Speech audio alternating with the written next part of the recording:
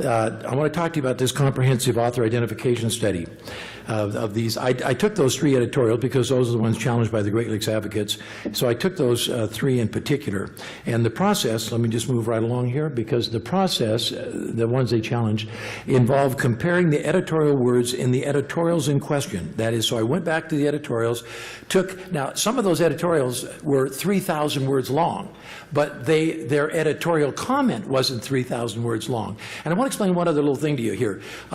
Sometimes you say, well, why didn't that person sign as editor? Well, if he took somebody else's work, he couldn't sign the entire article as the editor. So what he would do is he would put their article in, and then in the midst of it, make an editorial comment. So he wouldn't sign his ed at the end of the article because the article was actually somebody else's, but his editorial comments are easily identified by saying, we would like to make the following observation about the above article, that kind of a thing. And so it became very obvious that that was an editorial comment. So I didn't count the non-editorial comment words. I just took the 906 editorial words that were a part of those that were very definitely belong to that. Now, I used for a resource a wonderful thing that came out in 2005, and it's the LDS Collectors Library 2005 edition from LDS Media and Deseret Book, and it contains a comprehensive collection of lifetime writings of key LDS persons, okay? And it's really quite comprehensive. Millions of words. All right? Couldn't do this without the computer. Wouldn't be able to be done at all. Now, I'm going to go to this next one, but I'm going to kind of go through it very quickly because I'm going to you have a copy of it. Those are the 11 areas that I looked at. In other words, author identifiers. They're sometimes referred to them as discriminators.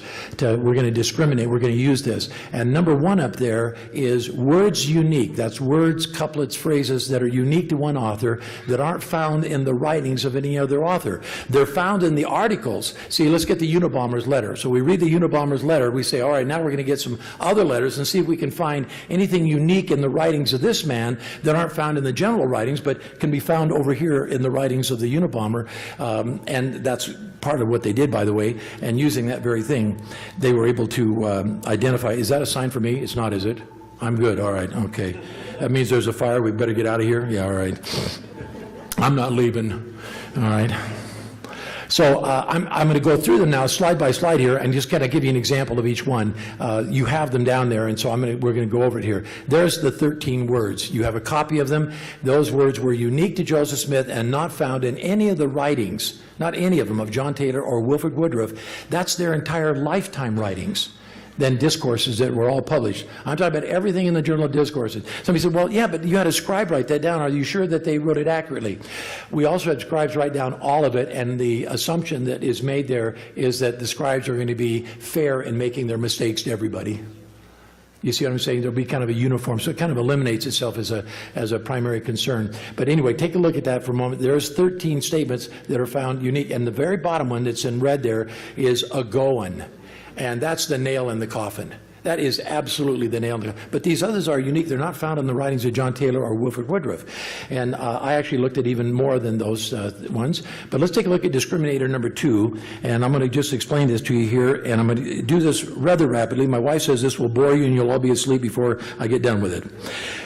So I'm going to tell you, discriminator number 2 is called the probable first and only time use. See, it's possible that an author might use a word. Let's say I'm talking about an MRI, the magnetic resonating thing, and I'm giving a talk about that. Well, there may be words that I would use in talking about that I wouldn't use in any other context.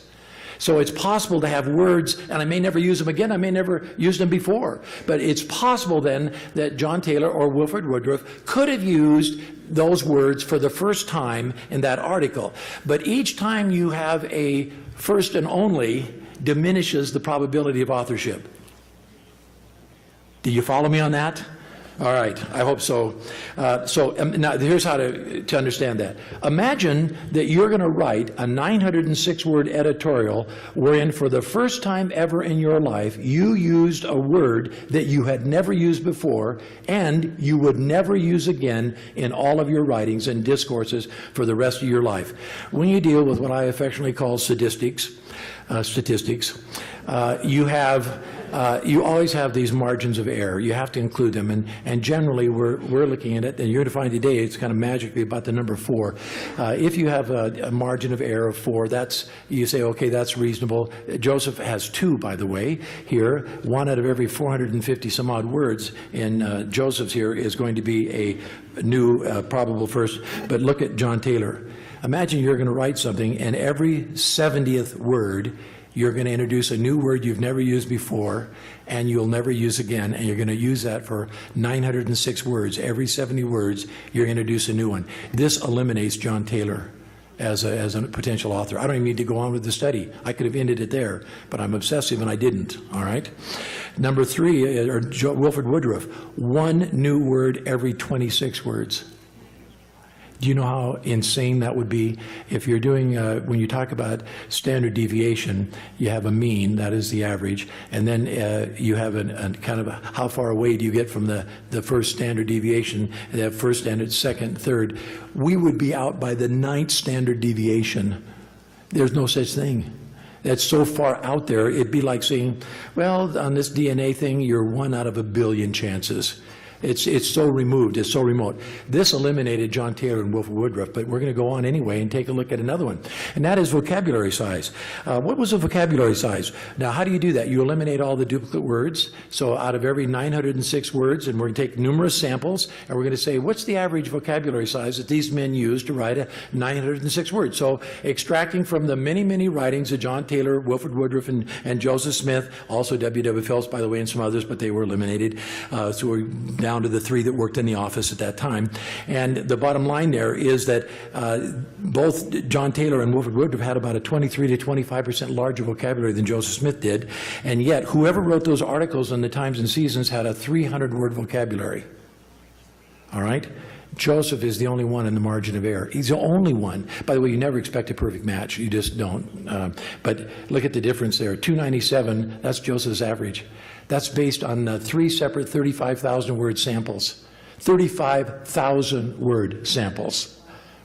Okay? 105,000 together.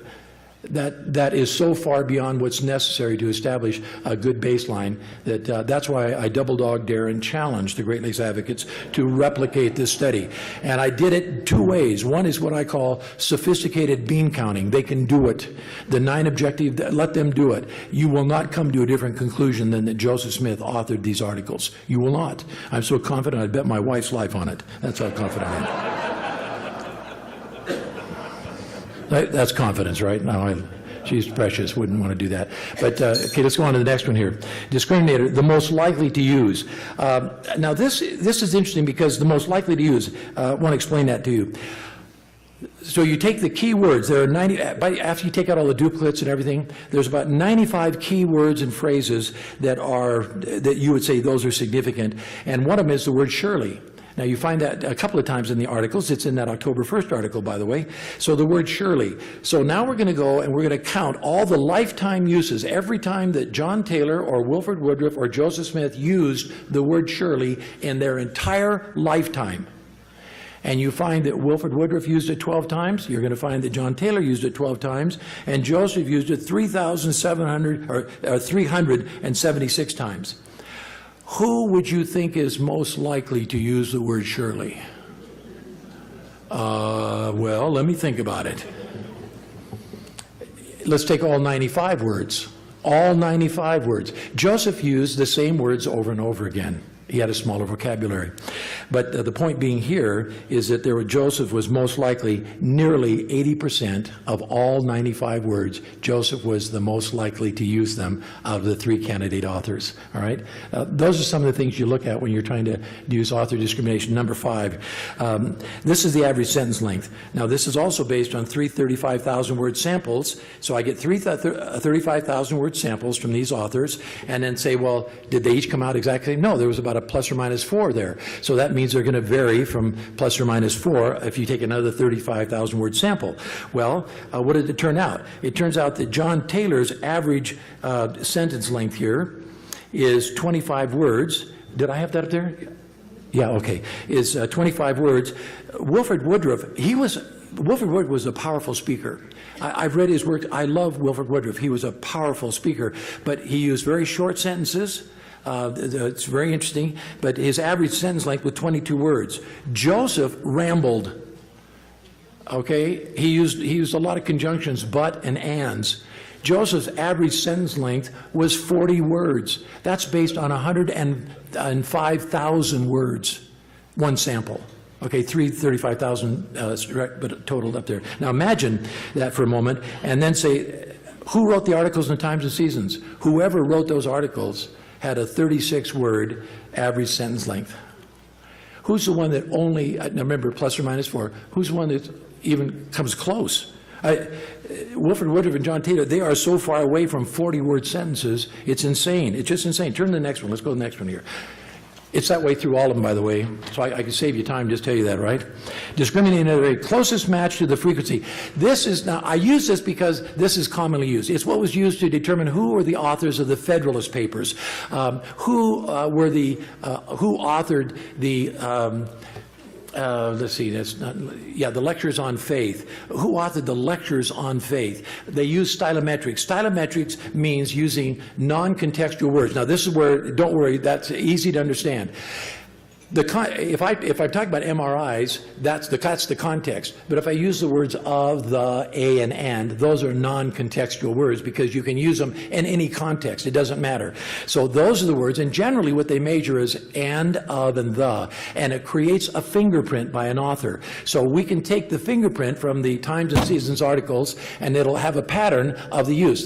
For every 100 words, they may use this many ofs, and this many thes, and this many a's, and you get a line out there, and you say, wow, that's pretty distinct. Well, if you're doing an actual fingerprint, they look to see how many dots that match on the curves on your finger as you check that out. Well, that's what we're talking about here with stylometrics, and you're going to notice there with that I used all of the words. There were 13 of non-contextual words that we're looking at here, and they included the a, all, are, and, are, as, be, book, in, is, it, of, to, the. 13 words. Now, if there was a match, if two authors they used the same frequency, then they both got credit for that. But of those 13 words, the closest match there on stylometrics was 3 for John Taylor, 4 for Wilford Woodruff, and 11 of the 13 for Joseph Smith.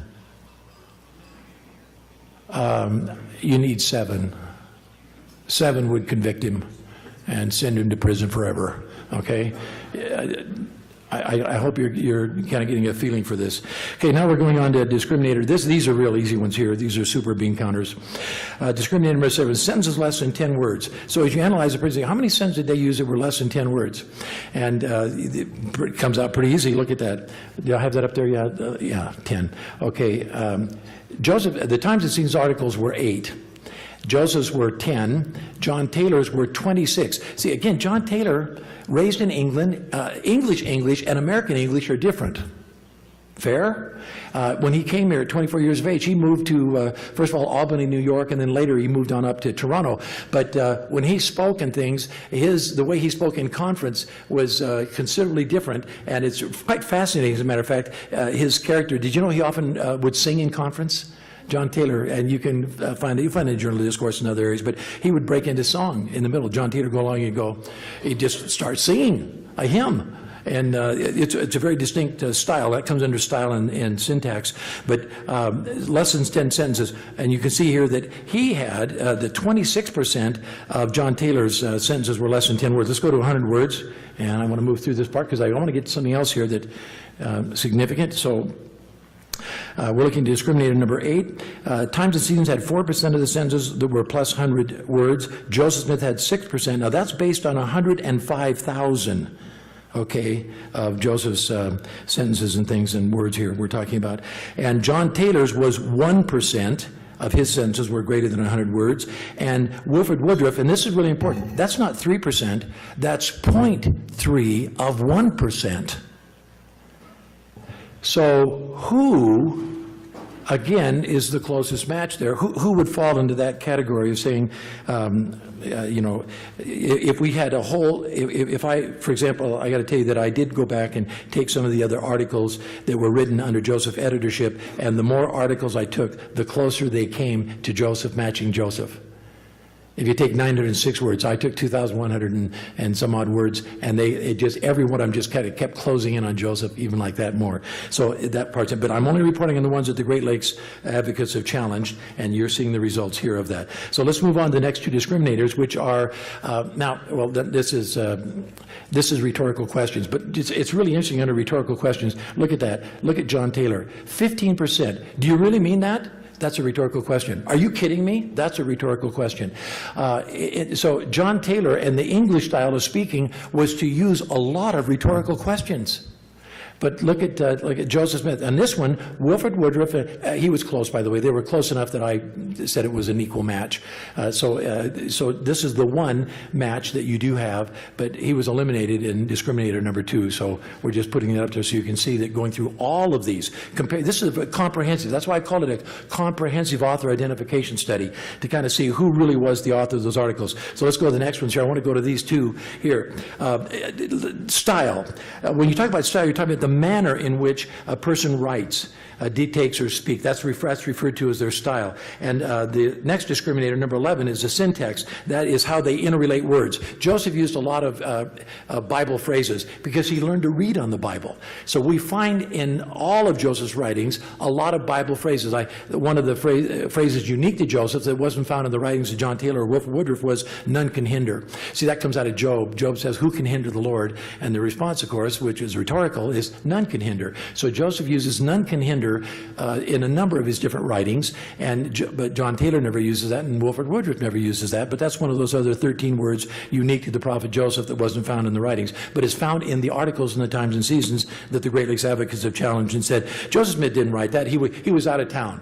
I'm just going to tell you right now that I looked at all 260 days of where Joseph Smith was during the time of his editorship, and you can actually go to a website, just drlund.com, and look under I have the research there on that shows Joseph's whereabouts for the 260 days that he was there. I was going to put it all in the book, but it would have made the book like this, all the research in it. So I put them on what I call web addendums, and then you can go to the web and find the research there on the web, and I'll give that to you again here in just a minute. But I'm going to give you an example of style, and then I want to move on.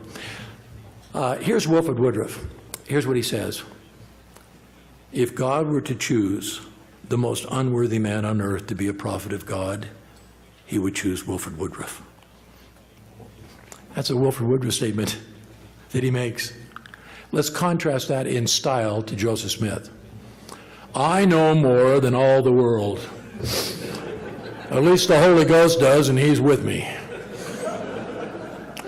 Would you say there's a difference in style in there, just a little bit? You see the bravado? So even though it's subjective, and there are phrases, a parenthetical sarcasm means that I'm going along, and then I'm going to insert parentheses around this. I'm going to insert a comment. And I want you to go to page 16. Go back to page 16 for a moment, if you would, in this here.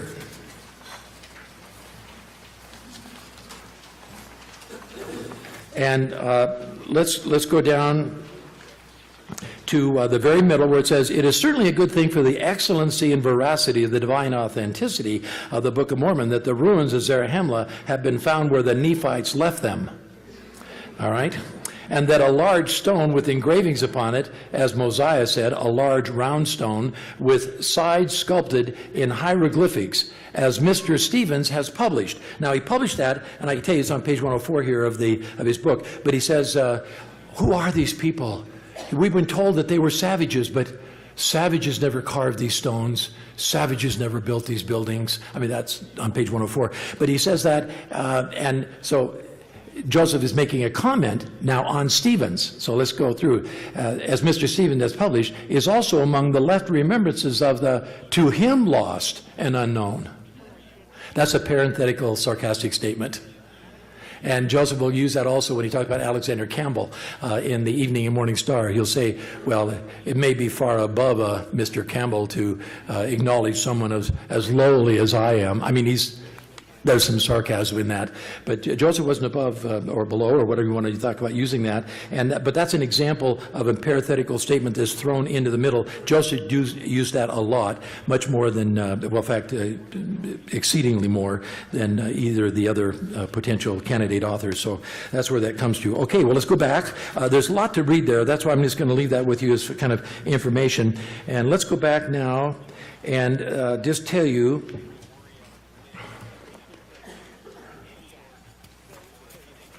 See if we get to her. Am I there? All right. I'm just going to tell you that without question or hesitation, really, I don't know of a more thorough study that I've ever done in my life, because I wanted to nail it down. And if I would go where the truth led me, and if the truth said that there were three options. The results of this study could have been Joseph was the author, Joseph wasn't the author, or it was inconclusive. It was conclusive. You saw it is conclusive. I don't think a reasonable person could look at that if they were truly objective and say, my goodness. That's why I challenge them to replicate this study. I hope they do. I challenge anybody else to replicate the study. And they don't have to use my data and my information, but I will give it to them if they want. And they can look at it and examine it, and they will find, using two methods, statistics. Well, that's one way. Let's just go with the bean counting. They will find, using either method, that Joseph Smith authored those articles claiming that the city of Zarahemla was located in the Guatemala of 1842, and that the narrow neck of land was the Isthmus of Tehuantepec.